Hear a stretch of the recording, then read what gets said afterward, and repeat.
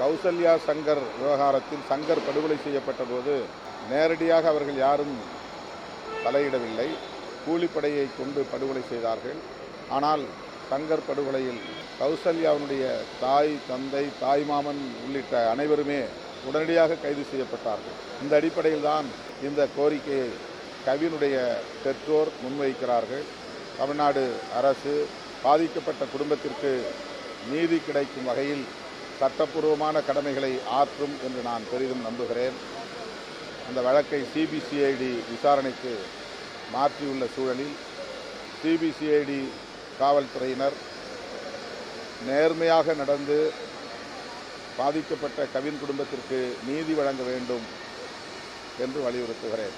இது தமிழ்நாட்டில் தென் மாவட்டங்களில் மட்டுமல்ல, வட மாவட்டங்களிலும் கூட, மேற்கு மாவட்டங்களிலும் கூட பரவி வருகிறது. கடந்த சில ஆண்டுகளாக அல்லது கடந்த 10 ஆண்டுகளாக சாதியவாத சக்திகளும் மதவாத சக்திகளும் சாதி பெருமிதத்தை ஒரு அரசியலாக உயர்த்தி பிடிக்கிறார்கள். சாதி பெருமிதத்தின் அடிப்படையில் இதுபோன்ற கொலைகளை ஊக்கப்படுத்தியும் வருகிறார்கள்.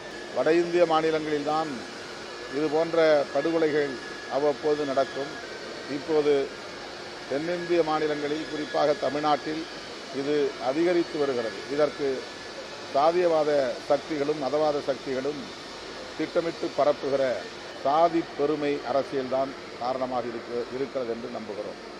இதனை தடுப்பதற்கு தேசிய அளவில் ஆணவ கொலைகள் தடுப்புச் சட்டம் இயற்றப்பட வேண்டும் என்று அனைத்து மாநிலங்களிலிருந்தும் ஜனநாயக சக்திகள் குரல் எழுப்பி வருகிறார்கள்.